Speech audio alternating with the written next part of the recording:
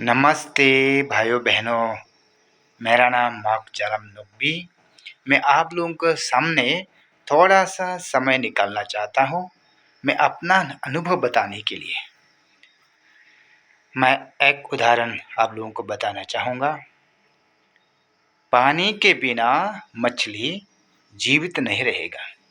पानी के बिना मछली जीवित नहीं रहेगा। और मिट्टी के बिना हरियाली नहीं रहेगा। मिट्टी के बिना हरियाली यानी कि पेड़ पौधे जीवित नहीं रहेगा। इस तरह हम मनुष्य परमेश्वर के बिना जीवित नहीं रहेगा। हम मनुष्य परमेश्वर के बिना जीवित नहीं रहेगा।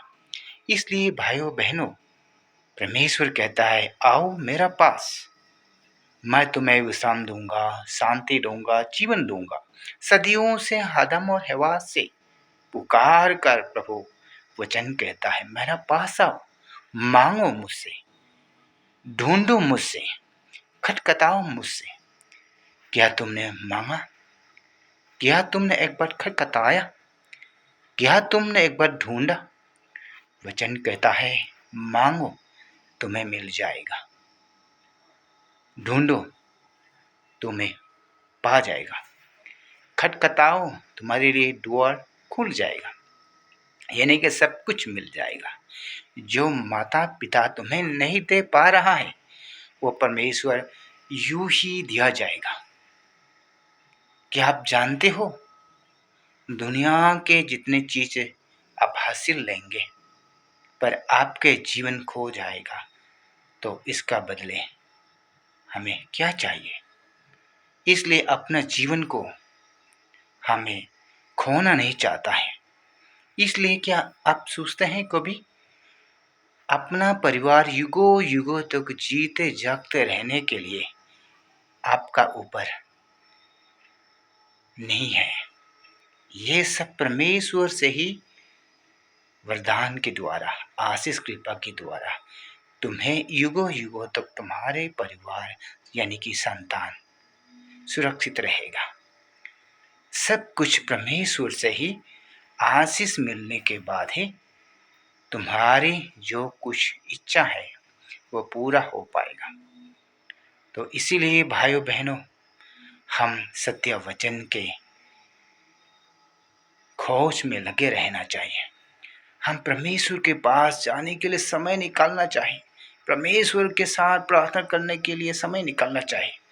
क्या आप मरने का पहले कभी सोचा है अगर मर गया तो आपके जीवन में जो कुछ चाहता है वो अधूरा रह जाएगा।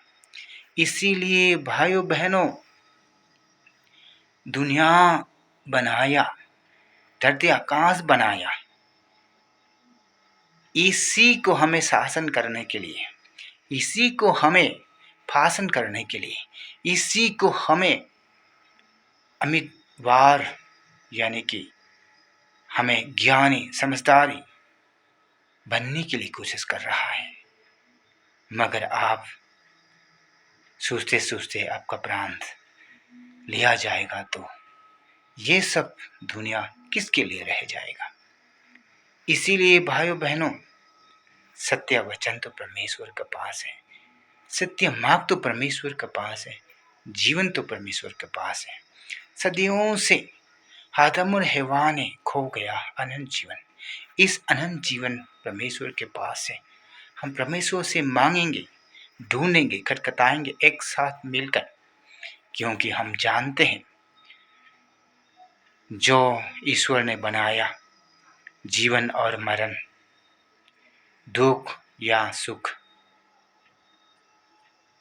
हर मौसम बदल जाता है, आता है जाता है समय, और इस दुनिया भी ऐसा ही टल जाएगा। वचन कहता है ये रीति रिवाज का परमेश्वर का नियम रखा है, हमें उसको टाल नहीं सकता। इसीलिए परमेश्वर आदि में था और अब है और आने वाला काल भी ईश्वर ही रहेगा। इसीलिए भाइयों बहनों, जो ईश्वर से होता है, ईश्वर से उत्पन्न होता है, वो युगों युगों तक रह जाएगा। जो हम मनुष्य चाहता है वो नष्ट हो जाएगा। इसीलिए ईश्वर का कृपा पुत्र पुत्री बनो, ईश्वर का वचन को ग्रहण करो, ईश्वर के राज्य में आप प्रवेश हो पाएगा। न ही आकाश न ही धरती में धर्मी के निवास यानी कि धर्मियों के राज या जीवन में आप उपस्थित होगा। इसलिए अनंत जीवन और शांति मुक्ति तो परमेश्वर के पास है। उसी वचन के द्वारा बनाया, उसी वचन को विश्वास करना और ग्रहण करना है। तो ये धरती, ये आकाश सब कुछ नष्ट हो जाएगा, पर परमेश्वर नया आकाश नया धरती बनाएगा। धर्मियों के राज होगा, धर्मियों के ये धरती होगा, उसी में धर्मियों के लोग के वचन के सदस्य रहता है, उन्हें पालन करता है। उन लोगों के लिए है परमेश्वर, उन लोगों के लिए आनंद जीवन, उन लोगों के लिए है सब कुछ। तो आए, हमें भाई बहनों को खोना नहीं चाहता।